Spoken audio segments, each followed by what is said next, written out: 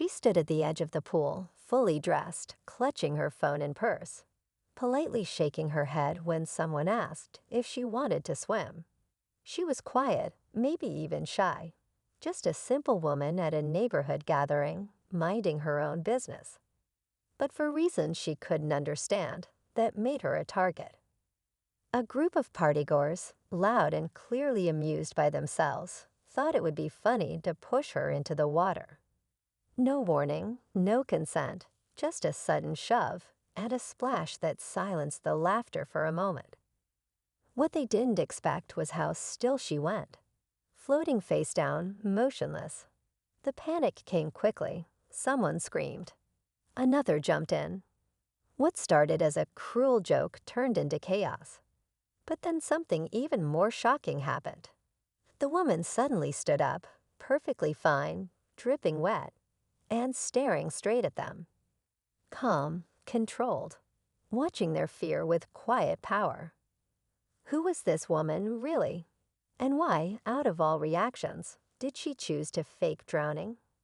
As the police sirens echoed in the distance, and the party guests scrambled for answers, one thing became clear. She wasn't as helpless as they thought. This wasn't just revenge. This was justice, quietly and cleverly served. In a story where first impressions deceive in silence holds more weight than words, one woman's bold decision turned humiliation into consequences. But how did she pull it off? And what happened next that led to actual arrests? Stay with us, because what unfolded after that day didn't just change her life. It exposed something far deeper about the people around her. This is more than just a viral moment at a pool party. It's the beginning of a story no one saw coming. Her name was Alina. She had only moved to the neighborhood a few months earlier, mostly keeping to herself. People knew her as quiet, kind, maybe a little reserved. No one really bothered to get to know her. At the party, she hadn't planned to stay long, just dropped by to be polite after her landlord, who hosted the gathering, insisted. She wore jeans and a simple blouse, clearly not there to swim or party hard. But that didn't stop the group of younger guests from whispering, laughing behind her back, and eventually deciding to mess with her. What they didn't know was that Alina had a past that taught her how to stay calm in moments of panic, a past that made her stronger than she looked. As they mocked her for sitting alone, for not fitting in, they didn't notice the way she watched them, quietly observing, never reacting. They didn't realize she wasn't scared. She was thinking. The push into the pool wasn't an accident. It was caught on video. Someone was filming, hoping for a laugh. They thought it would be harmless fun. But what they didn't expect was her haunting stillness in the water. They thought she was unconscious. Someone shouted for help. Another started crying. The mood shifted instantly from joking to dread. But the truth? Alina was holding her breath, waiting, listening. She knew exactly what she was doing. Police were called when someone claimed she wasn't breathing. By the time help arrived, Alina had already climbed out of the pool, calm and collected, her eyes scanning the crowd. Not a single word spoken, just silence. And that silence made everyone nervous. What was she planning? Why wasn't she angry? The answers would come, but not in the way anyone expected. As the flashing red and blue lights painted the edges of the backyard, the party froze in awkward silence. Alina sat wrapped in a towel, her soaked clothes clinging to her as she stared quietly at the officers. She hadn't said much, only that someone had pushed her into the pool without warning. She didn't accuse anyone by name. She didn't cry or yell. But her calmness made people uneasy. One of the officers asked if she wanted to press charges. She paused, then said, "Let's start with the video." That's when the crowd shifted. The girl who had been filming tried to disappear into the back of the house. A couple of the guys who had laughed the loudest started arguing with each other, each denying they were the one who pushed her. The group that once acted so confident now looked nervous, stumbling over their stories. And the video? It was worse than they remembered. Loud voices, mocking laughter, and clear footage of one guy shoving her straight into the deep end while others cheered. But there was something else in the video, something they hadn't noticed at the time. Alina's face just before she hit the water. No panic, no fear, just eyes locked straight ahead, almost like she saw it coming. And maybe she did. Rumors started spreading around the neighborhood. People whispered that Alina used to be a lifeguard. Others said she had some kind of legal background. No one really knew for sure, but one thing was clear. She wasn't just some helpless woman who got lucky. She had a plan. Meanwhile, inside one of the nearby houses, the parents of the boy who pushed her were already trying to make calls, hoping to spin the story, to fix it before it got out of hand. But it was already too late. By the next morning, the video had already made its way onto social media. It started small, a few reposts in a local Facebook group, but within hours, it had spread far beyond the neighborhood. The caption read, "Asterisk woman pushed into pool for not swimming. She fakes drowning. Now cops are involved." Asterisk, the comments exploded with opinions, some furious, some defending the act as just a prank. But most were shocked at how quickly things turned serious. Back at the police station, Alina sat across from an officer, quietly describing what had happened. Her voice was steady, never rising. She spoke clearly, with details. Every second of that moment had been burned into her memory. What she left out, however, was just as important. She never said asterisk why asterisk she went completely still in the water. Never explained the choice behind it. That mystery, that silence, it made everyone lean in closer. Meanwhile, the group from the party was falling apart. The boy who pushed her, Jake, was now facing questions not just from police, but from school administrators. His friends were turning on him, trying to protect themselves. His parents were furious, not at what he'd done, but at the fact he'd been caught. They scrambled to contact a lawyer. A single moment of fun was now spiraling into legal trouble, public shame, and something none of them expected, national attention. At the same time, Alina received an anonymous note slid under her door. No name. Just a line written in shaky handwriting. Asterisk, you should have just laughed it off.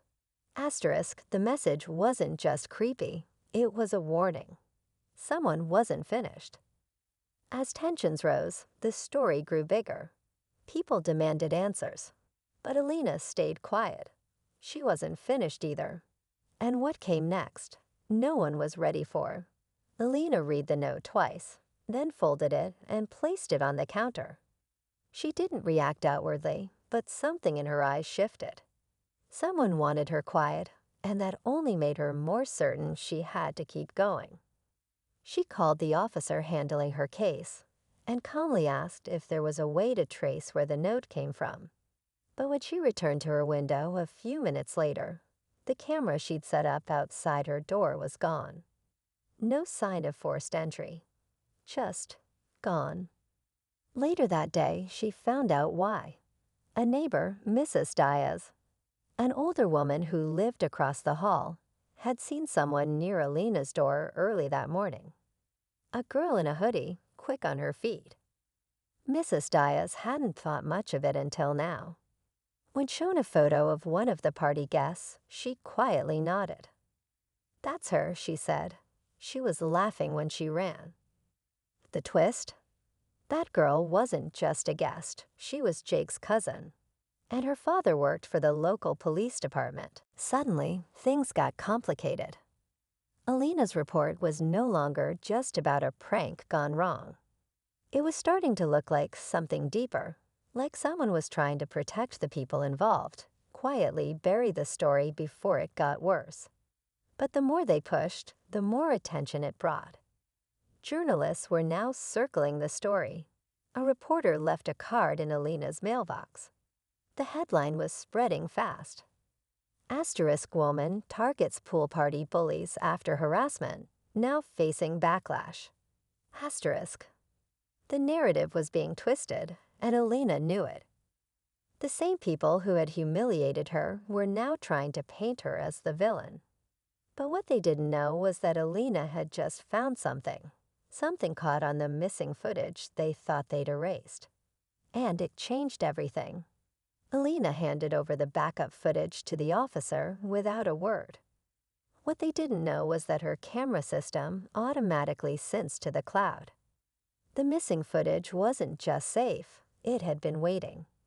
In it, clear as day, was Jake's cousin creeping up to Alina's door, removing the camera, and slipping the note under the mat. But there was more. The video also captured a quiet exchange in the driveway later that night. Jake's father talking to another officer, handing over a small envelope and whispering, "She won't let this go. Handle it." That was the turning point. When the footage went public, it exploded. Local media picked it up, followed by national outlets. The story was no longer just about a woman being pushed into a pool. It had become a symbol of how easily victims are silenced when power and privilege come into play. Suddenly, the pressure shifted. Internal Affairs opened an investigation. The officer who tried to interfere was suspended. Jake's father was asked to resign from his role on the city's planning board. As for Jake and the others, they were charged with harassment and reckless endangerment. What they thought was a prank had legal consequences after all. Some apologized publicly. Others stayed quiet. But none of them laughed anymore. And just when the dust started to settle, Alina gave one final interview. She spoke softly, thanking those who had supported her. When asked why she faked drowning, she paused and said, "Because silence gets noticed in a world that only listens when it's loud." The camera cut and the interview ended. But as Alina stepped outside, a black car idled across the street. Tinted windows. No plates. The pool may be quiet now, but something darker had just begun. Alina noticed the black car, but she didn't flinch.